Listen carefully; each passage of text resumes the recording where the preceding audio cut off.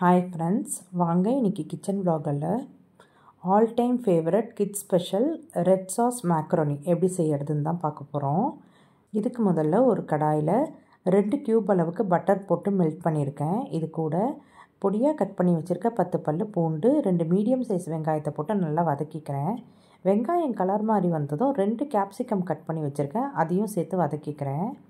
இப்போ இது கூட 3 தக்காளியை பியூரி பண்ணியிருக்கேன், அதை சேர்த்து நல்லா கலந்து விட்டுக்கலாம். இது கொஞ்சம் கொதிக்க ஆரம்பிக்கும் போது 1 spoon chilli flakes, 1 spoon oregano, தேவையான அளவு உப்பு இதெல்லாம் சேர்த்து நல்லா கலந்து விட்டு கொதிக்க வைக்கணும்.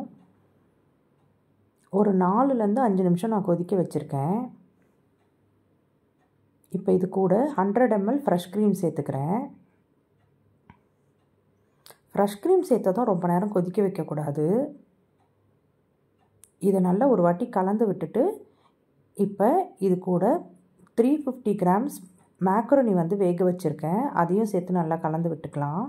மேக்ரோனி கொஞ்சம் ஆறும்போது பார்த்திங்கன்னா கொஞ்சம் கெட்டியாகும். அந்த மாதிரி ஆகாமல் இருக்கிறதுக்கு மேக்ரோனி வேக வச்ச அந்த தண்ணியிலேருந்து ஒரு 1/2 கப் எடுத்து நான் இதில் ஊற்றிக்கிறேன். அவ்வளோதான். இது எல்லாத்தையும் நல்லா கலந்து விட்டு ஒரு 2லேருந்து 3 நிமிஷம் லோ ஃப்ளேமில் வச்சுருந்திங்கன்னா நம்மளோட creamy red sauce macaroni ready ஆகிடுச்சு. இதை கண்டிப்பாக ட்ரை பண்ணி பாருங்கள். கிட்ஸோட ஆல் டைம் ஃபேவரட் இது. வேறு ஒரு ரெசிபியோடு உங்களை பார்க்குறேன். பாய்.